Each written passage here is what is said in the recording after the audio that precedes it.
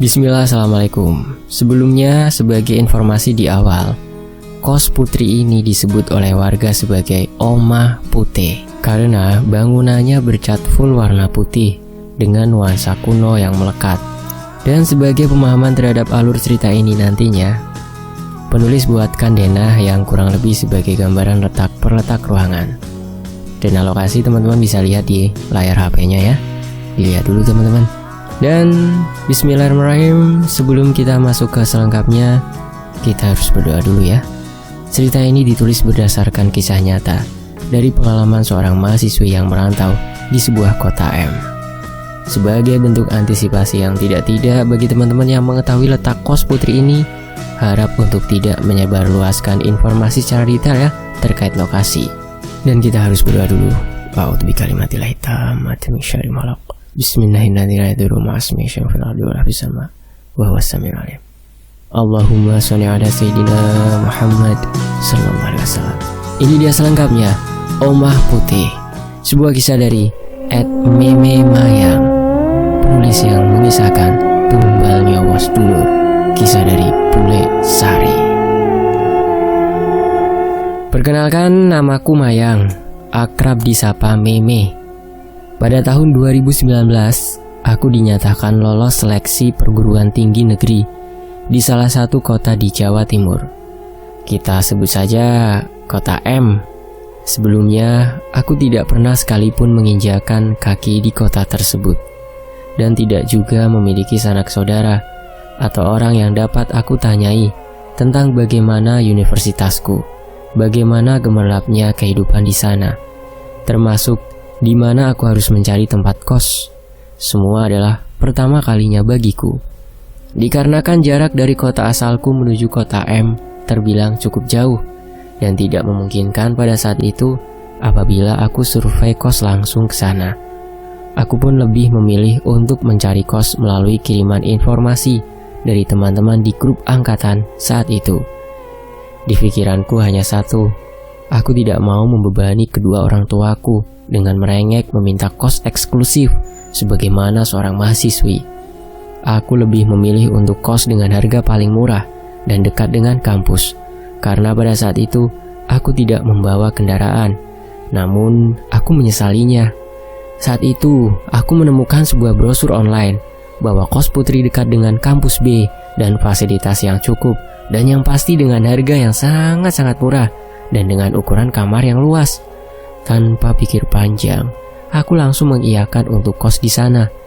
Aku kos bersama dengan teman SD ku, sebut saja dia Nana. Nana berangkat lebih dahulu dan aku menyusulnya 3 hari kemudian. Singkat cerita, tibalah hari di mana aku menginjakan kaki itu di kota M. Dan tanpa membuang waktu, aku langsung menuju kos tersebut. Oh iya, saat itu aku sudah diundang di grup obrolan lain oleh pemilik kos, dan sudah berkenalan pula dengan mbak-mbak kos yang ada di sana sebelumku. Perjalanan kurang lebih 15 menit dari stasiun, dan tibalah aku di sebuah gang padat penduduk. Di sebuah gang dengan banyak bangunan kosong, dan di sebuah gang yang terlihat kumuh. Di sanalah kosku berada. Pertama kali melihat, aku langsung merapal dalam batin. Gila, ini sih penipuan. Brosurnya beda sama bangunan aslinya. Ya, memang di brosur terlihat cukup menjanjikan, namun kenyataannya lebih seperti cosplay rumah hantu yang kuno dengan keramik kecil-kecil berwarna putih lusuh. Sebelum masuk, aku sempat bertemu dan bertegur sapa dengan penjual ayam goreng di depan kos. Beliau seorang nenek tua, namun terlihat masih sangat bugar. Kos di sini, Nduk? Nggih, Mbah, iya. Kamu asalnya dari mana? Kulo asli Madiun, Mbah. Saya asli Madiun. Oh ya wes, kamu yang hati-hati ya. Kalau malam dibiasakan itu lampu yang di atas itu dinyalain ya. Iya, Mbah, terima kasih. Saat itu karena posisi masih lelah perjalanan jauh, aku masih belum berpikir apa maksud dari nenek tadi. Pikiranku hanya cepat berbenah dan ayo istirahat. Oh ya, saat itu aku datang bersama bapak dan mamaku. Tanpa berniat memperpanjang percakapan, langsung kami masuk ke dalam mengucapkan salam.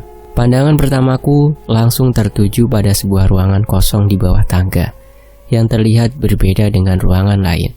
Ya, ruangan itu terlihat dinyalakan lampu, padahal saat itu masih pagi sekitar jam 7. Namun anehnya, ruangan itu tertutup dengan kayu rapat, hanya ada celah sedikit untuk melihat adanya cahaya dari dalam. Hanya sekilas aku melihat ruangan itu dan langsung naik tangga menuju kamarku di lantai 2. Langsung berbenah, lalu melihat-lihat kos di lantai 1, 2, dan 3. Saat itu kebanyakan mahasiswa baru berada di lantai 2 dan mahasiswa lama atau malah berada di lantai 1 dan 3. Saat itu kos penuh. Di hari pertama masih aman dan tidak terjadi gangguan apapun sampai bapak mamaku pulang di hari keduanya. Di hari ketiga dini hari, sebagai bentuk rutinitas aku bangun untuk sholat malam sekitar pukul 2 dini hari. Saat itulah gangguan mulai aku rasakan.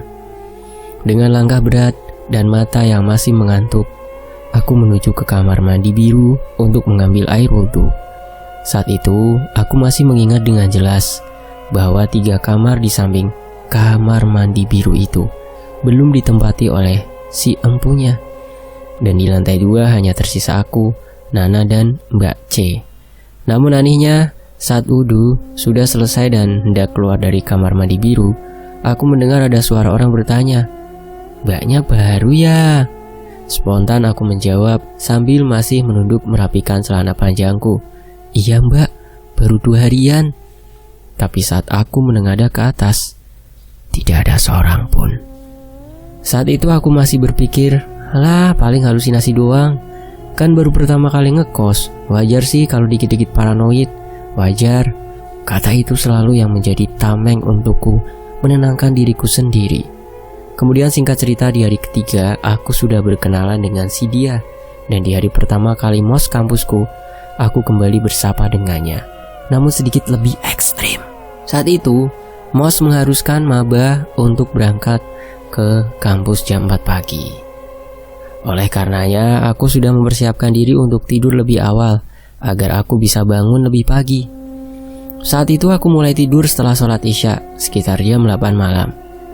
Jam menunjukkan pukul 1 dini hari, di mana masih 1 jam seharusnya aku bangun karena alarm aku setting di jam 2. Namun saat di jam 1 itu, aku merasa seperti ada benda dari atas yang jatuh menimpa perutku dengan sangat keras dan terasa sakit. Anehnya, aku merasakan sakit namun tidak bisa bangun, tidak bisa bergerak, atau bahkan mengucap istighfar pun tidak bisa. Ya, aku erep-erepan, kalau orang Jawa bilang. Sekitar 30 detik tubuhku kaku, namun aku masih merasakan benda itu ada di atas perutku. Sampai akhirnya aku berhasil menggerakkan tubuhku dan membuka mata. Dan yang aku lihat, sebuah gumpalan rambut menggelinding jatuh dari atas perut ke lantai bawah kasurku, kemudian menghilang. Saat itu aku syok. Aku langsung bangun dan melakukan sholat malam. Namun juga tidak terlalu syok, karena pada dasarnya aku emang sedikit sensitif mengenai hal yang bersinggungan dengan dunia tak kasat mata. Jadi kuanggap hal itu tidak membuatku terlalu takut. Saat itu aku tidak terlalu memikirkan hal-hal supranatural semacam itu, karena hal itu kalah dengan rasa capek dan pikiran penuh seorang mahasiswa baru perantauan. Di hari berikutnya masih dalam rangkaian mos, aku berniat untuk membeli jajanan tugas. Setelah isya di jam 8 malam, aku turun melewati tangga di mana langsung berhadapan dengan gudang yang saat itu masih tertutup. Saat aku melewati gudang, aku mendengar suara seperti kerbau. Aneh emang, tidak ada satupun warga di sana yang memelihara kerbau. Tidak juga ada yang lagi iseng menonton video sapi mengamuk saat Idul Adha. Namun aku mendengarnya, dan suara itu berasal dari dalam gudang. Suara kerbau yang parau dengan lonceng. Mengingat pun, aku masih merinding. Kurang lebih suara loncengnya tuh kayak sapi-sapi yang ada di Swiss gitu sih. Ting ting ting. Ditambah suara erangan kerbau yang seperti sudah disembelih. Parau suaranya. Loncengnya semakin lama semakin bersautan. Alhasil aku lari cepat-cepat beli jajannya, terus langsung kembali ke kamar. Ya meskipun harus lewat sana lagi. Setelah kejadian lonceng kerbau itu, dalam beberapa hari setelahnya, aku tidak merasakan suatu keanehan lagi. Cuman sebatas perasaan tidak enak. Angin dingin yang tiba-tiba lewat tidak bisa dipikir nalar. Hanya sebatas itu. Dan tidak lagi mereka menunjukkan eksistensinya. Aku pikir sudah aman. Namun nyatanya, itu awal dari gangguan yang lebih tidak masuk akal. Dan banyak yang bertanya, ngapain sih gak pindah aja? Emang gak takut? Jawabnya takut. Dan karena memang saat itu ada beberapa alasan pribadi yang untuk aku terpaksa harus tetap di sana. Lepas dari rangkaian mos, ada di mana hari aku bangun pagi untuk beli sarapan di warteg depan kos. Tiba-tiba, si nenek penjual ayam itu tanya padaku, "Mbak, sudah diajak kenalan belum?" Hah? Dan aku pun langsung tahu maksudnya. Kok Simba ngerti Simba? Oh enggak, kamu itu loh Mbak yang diajak kenalan itu, kata Simba. Semua anak-anak yang seperti itu sebelumnya kan sampean pada cerita kalau kesini, sambungnya. Lalu aku pun menjawab, emang ada cerita apa toh Mbah? Beliau menjawab dengan entengnya, ya bentar lagi juga kamu melihat Nduk dan mengerti. Lalu tanpa berniat menggali lebih dalam, aku pun masuk kembali ke dalam kos dan bergegas sarapan, kemudian kembali melanjutkan aktivitas, masih tanpa adanya gangguan-gangguan yang mereka tunjukkan. Saat itu kegiatan perkuliahan tidak berlangsung seperti biasanya. Aku diharuskan pulang lebih sore, yaitu di jam 5. Aku langsung bergegas pulang, membuka gerbang dan menaiki tangga melewati ruangan kosong tertutup kayu, di mana lampu selalu nyala setiap waktu. Kemudian saat aku melewatinya, aku merasa ada orang di dalam. Entah itu hanya perasaan ngawurku saja atau emang ada. Karena rasa kepoku mengalahkan rasa takut, aku berusaha melihat dari celah yang ada di jendela kamar itu. Yang benar saja bukan orang, tapi tumpukan buku yang tertata rapi di atas meja belajar itu bergerak dengan sendirinya, seperti ada orang yang berusaha itu menatanya kembali. Aku langsung mengucapkan istighfar dan merapal doa-doa yang aku bisa. Kemudian lari masuk ke dalam kamar. Setelah jam memasuki jam 7 malam, sudah waktuku untuk membeli makan malam, dan sialnya harus melewati ruangan berkayu itu. Dan kembali aku lirik dengan ekor mataku. Ternyata sudah normal. Namun saat langkahku berhenti di anak tangga nomor 3 dari bawah, aku mendengar, udah tahu aku? Aku langsung diam terpaku, kembali mencerna dari mana asal suara itu. Dan aku masih berpikir positif. Mungkin penghuni kamar nomor 1 telepon dengan pacarnya, dan suaranya terdengar sampai tangga. Namun aku berusaha memastikan asumsiku benar. Aku melakukan pesan teks kepada salah satu mbak kosku, sebut saja dia Mbak Yuli.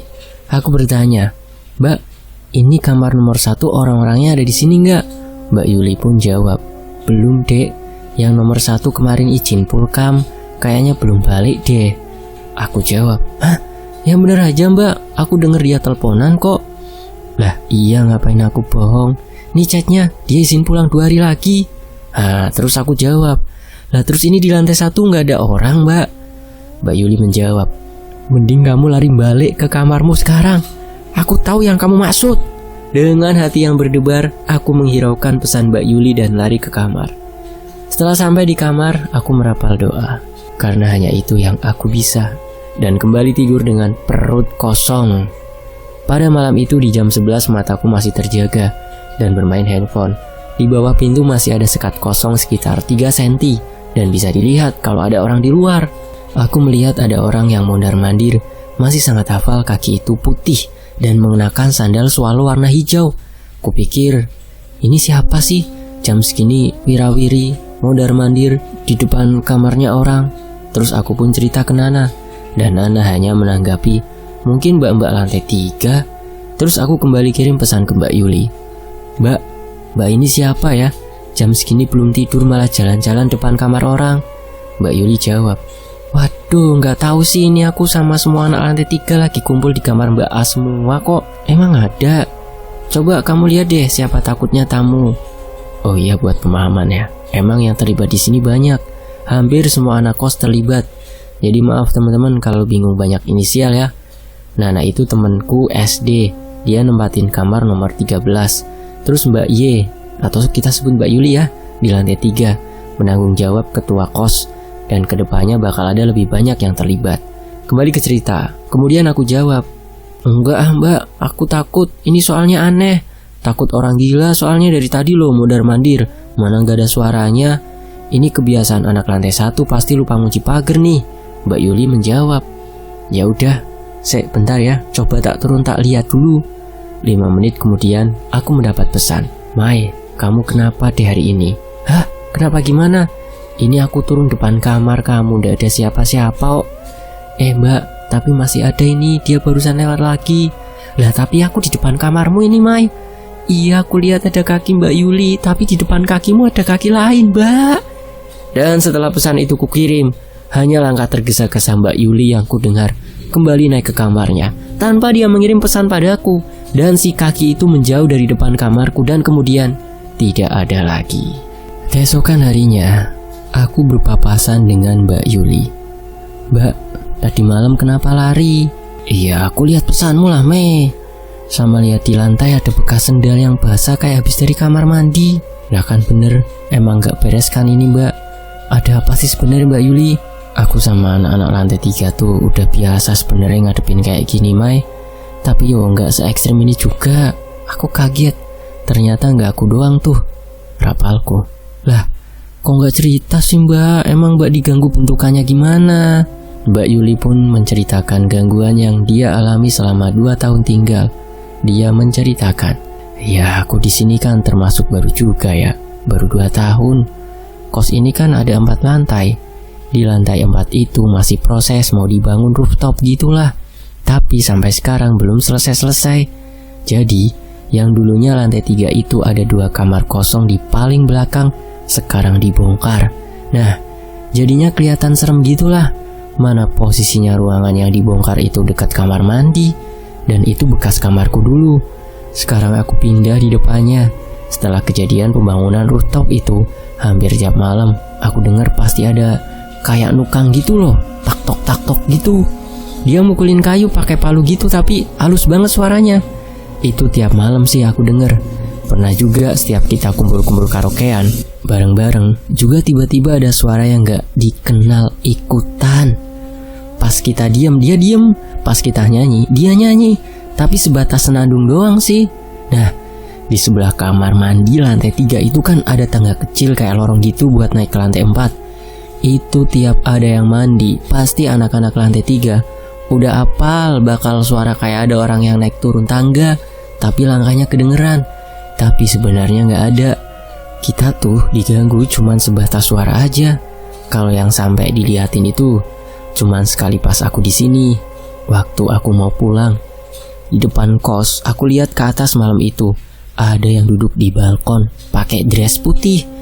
Tapi aku nggak tahu itu siapa, dan kayaknya emang si Mbak Kun sih. Aku pun menimpali, tapi Mbak, tahu nggak sih itu gudang kenapa dia digembok? Terus ruangan kosong ditutup kayu sama kardus itu ruangan apa sih? Mbak Yuli jawab, aku juga nggak tahu. Dari aku di sini pertama, emang udah gitu. Dan aku tanya ke pemilik kos, beliau cuma jawab, nggak apa-apa. Dan setelah itu, karena waktu udah nunjukin pukul 7 pagi, akhirnya mengharuskanku untuk mengakhiri percakapan dan bergegas menuju kampus. Hari-hari berjalan seperti normal, sampai malam harinya aku bertemu Nana. Malam itu, aku dan Nana berencana untuk beli makan malam. Saat kami duduk di sebuah kedai bakso, Nana tiba-tiba membuka obrolan. Me, kamu ngerasa ada yang aneh gak sih sama kos kita? Hah? Aneh gimana nak? Aku emang sengaja tidak menceritakan semua yang kualami padanya. Karena dia orang yang sangat penakut, aku hanya tidak mau membuatnya lebih takut lagi dan berujung pindah. Aku sendirian dong jadinya kalau gitu. Nana pun melanjutkan ceritanya. Itu loh, aku tadi kan sholat isya. Ya tiba-tiba tuh di ekor mataku aku lihat ada kain putih terbang dari balkon. Hah? Gak mungkin mana ada gituan. Perasaan kamu aja kali, kan kamu sholat. Lagian jadi kan gak lihat jelas kan. Ih, aku lihat Me, jendelaku masih kubuka lebar kok. Juga jelas banget kok itu kainnya putih terbang. Terus angin tiba-tiba jadi dingin banget. Kamu gak pernah gitu ya ngalamin hal aneh? Sambung Nana. Enggak sih nak, cuman ya kadang kayak ngerasa ada yang merhatiin. Tapi balik lagi, wajar aja gak sih, kan kita baru di sini, jadi rasa parano itu dikit-dikit ada, gampang banget jadinya nyalahartiin. Jawabku menenangkannya. Setelah malam itu, aku kembali menyadari bahwa memang ada sesuatu di sini. Sesuatu yang belum aku ketahui. Sesuatu yang masih disembunyikan dengan rapi. Tapi hanya satu yang aku tahu. Ibu penjual ayam depan kos sedikit banyak tahu apa yang terjadi dengan bangunan ini. Selang 2 bulan aku di sini, masih dengan gangguan-gangguan yang tidak masuk akal. Dan masih dengan si kaki swallow hijau yang hampir setiap malam selalu lewat di depan kamarku menuju kamar mandi. Sialnya, saat itu kos mengalami masalah kekeringan air. Anehnya, satu lingkungan tidak mengalami hal serupa, hanya di kosku. Dan yang paling aneh, bisakah kita kekurangan air? Padahal sumber mata air kos kami ada 2, sumur tua di lantai 1 dan PDAM di lantai 2 dan 3. Tapi saat itu semua tidak bisa digunakan. Satu hal lagi yang paling aneh, air hanya menyala di atas jam 12 malam dan kembali mati saat azan subuh sekitar jam 4 pagi. Kami sudah berusaha menghubungi pemilik kos dan menyelesaikan masalah ini. Mereka sudah mengusahakan mengundang petugas PDAM maupun teknisi yang berkaitan. Namun hal itu sia-sia. Sesaat petugas di sana, air dapat menyala. Namun di saat petugas pergi, air kembali mati. Dan kondisi itu kami alami selama kurang lebih 1,5 bulan. Kami pun harus menyesuaikan dengan kondisi itu. Iya, melakukan semua kegiatan di malam hari. Kami menjadi makhluk nokturnal saat itu. Memulai kegiatan seperti mandi dan mencuci baju di saat malam hari. Dan menampung air di ember-ember untuk digunakan saat air mulai mati kembali. Saat itu, seperti rutinitas aku bangun untuk sholat malam, sekalian mandi di jam 2 pagi. Saat mandi, keran aku nyalakan dengan sangat kenceng. Sampai-sampai orang memanggil pun tidak mungkin terdengar jika tidak menggedor pintu, kan? Aku mandi di kamar mandi putih dekat tangga. Sebelumnya aku udah janjian dengan Nana untuk saling membangunkan apabila salah satu dari kami ada yang sudah selesai mandi. Saat itu, kebetulan aku dulu yang bangun. Dan niatku membangunkan Nana kalau aku udah selesai mandi aja agar tidak mengganggu Nana saat itu. Saat mandi, hanya suara keran air dan gayung yang bersentuhan dengan air bak yang hanya bisa kudengar.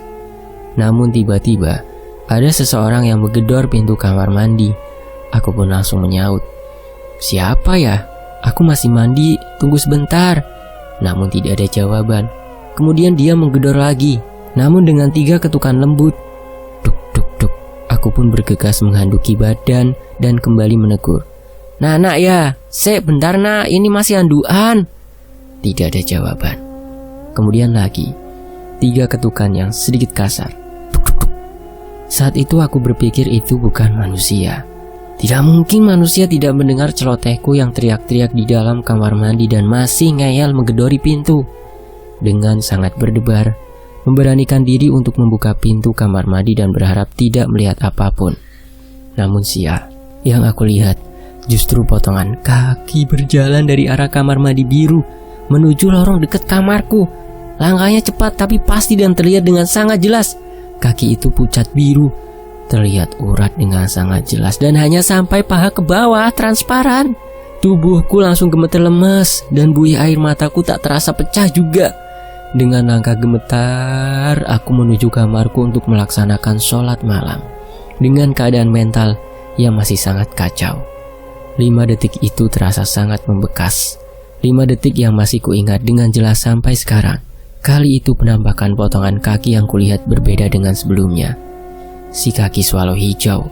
Saat itu dia tidak mengenakan alas apapun, hanya kaki yang pucat biru, seperti mayat yang sudah lama terendam air. Setelah gangguan kaki mayat itu, aku sempat sakit. Tubuhku demam karena merasa sangat terguncang. Seperti kata orang sepuh zaman dahulu, saat kita merasakan demam, indera kita akan menjadi lebih peka dari biasanya.